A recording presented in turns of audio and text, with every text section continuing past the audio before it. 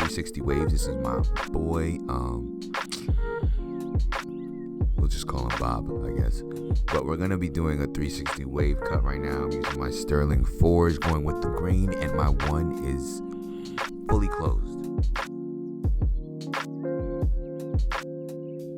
I know I'm getting a lot of messages like, yo Kev, when you drop another video, yo bro, you gotta drop more videos, yo bro, this, that, man. This is the video right here, man. This is it right here. Trying to be more, what am I saying? More consistent. It's the first tutorial in a long time. And yeah, I hope you guys like this. I haven't done much wave videos because to me it's really straightforward. And typically I like showing intricacies of like waves and of fades and stuff. But here I just kind of comb out the waves because he came in with his hair in a do-rag. And you got to make sure that you comb out the hair so it comes off the head a bit, because if it's stuck there, then the guard has nothing to cut because it combs through and it doesn't lift up the hairs enough for it to cut. So here I'm just looking at the hair growth. You got to make sure that with the hair, you go with the grain so that you're cutting the hair and laying it down at the same time. Going against the grain isn't really advised, especially with this length, because you can kind of take away some of the waves. Granted, it's not that big of a deal because the hair is trained already, but you want to just continue to train the hair. And I keep turning it so that you can see the difference in length and how the clipper is cutting the hair. Here I'm using a motif. That red comb is motif. It's like small.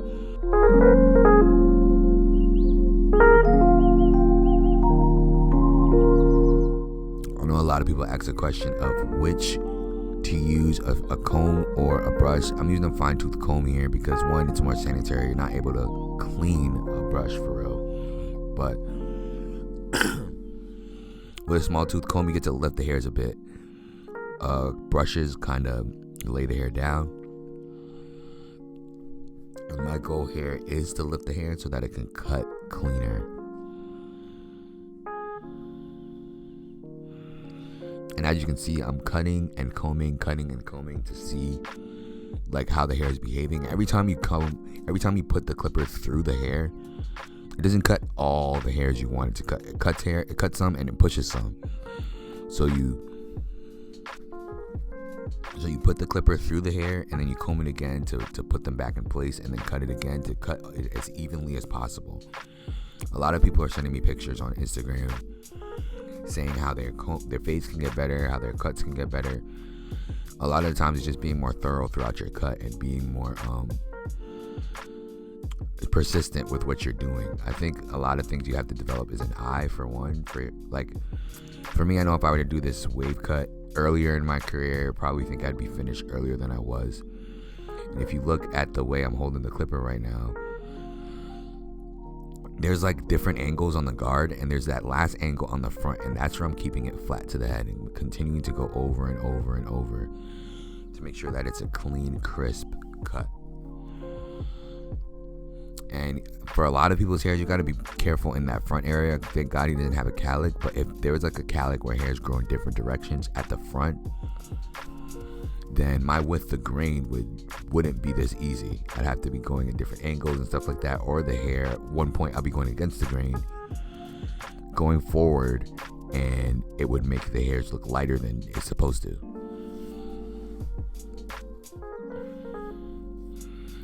Now, a lot of my process with a wave cut is I go around the entire head and I avoid the crown, because I know some people start with the crown, but I go just right in front of the crown and then focus on it at the end.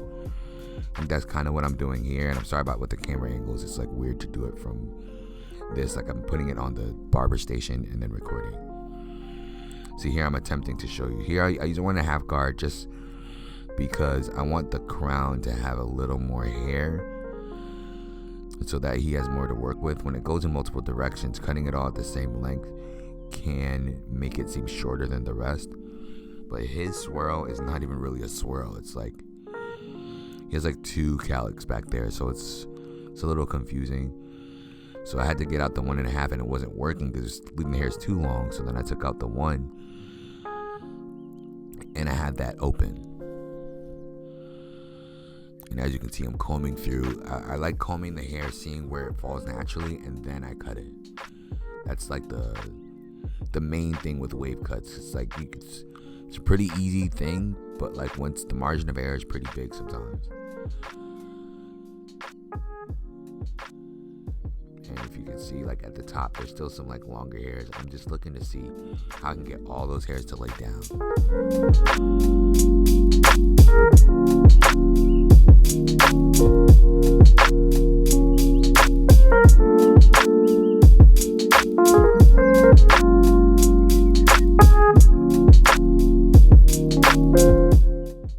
And as you can notice, this whole time, nothing is sped up. It's all real time, so that you can see how I'm kind of playing with it. I'm trying to show you guys real time what to do.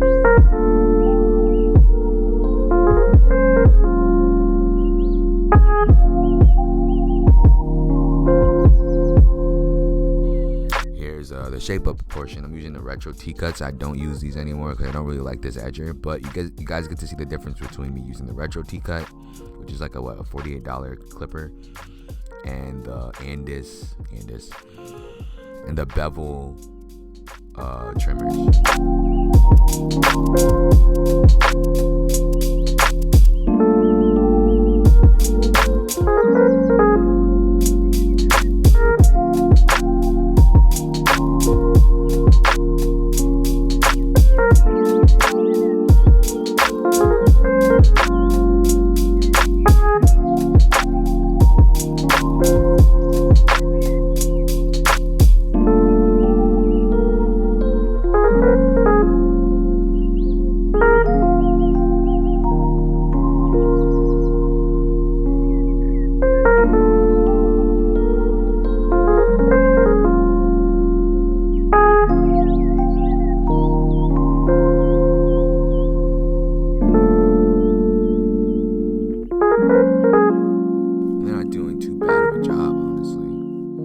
Shape-ups are pretty self-explanatory here. I just want to talk to y'all for the one time.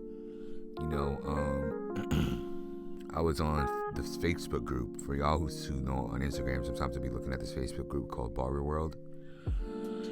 And I saw this one post about YouTube barbers and how they don't be posting facts, and they just basically a cancer to the industry type thing. And I found it very funny because I learned most of what I know, period, from YouTube. And I share most of what I learned on YouTube. So, to me, like, it makes no sense to really demonize these platforms and compare them to, say, barber school or whatever. It's like, people learn what they learn by doing it. So I don't understand why you have to try to come at a certain, I guess, I don't know, medium. You know what I'm saying? Like, it doesn't really make much sense to me.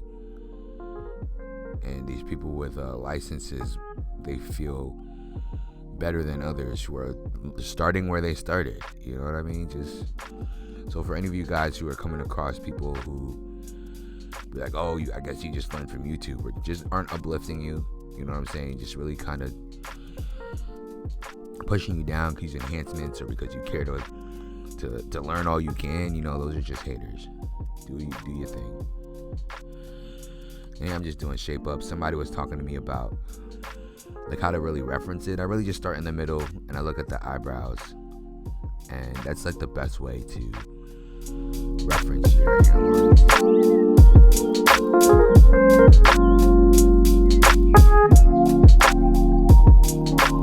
But yeah, that's pretty much it for today's video. I'm just gonna be doing the shaving, stretching the skin to make sure I'm pulling. And this is the last, but like one of the most important parts of a wave cut, because like all the hairs are cut to the same length, kind of. There's some longer, like frilly hairs that I just get out the way with this, and it makes the cut look extremely clean. Like, this is the difference between beginner cut and like more professional cut. This and around the ears, just I feel like that's what a lot of beginners forget, how to like shaping up around the ears. But like this really makes the waves pop.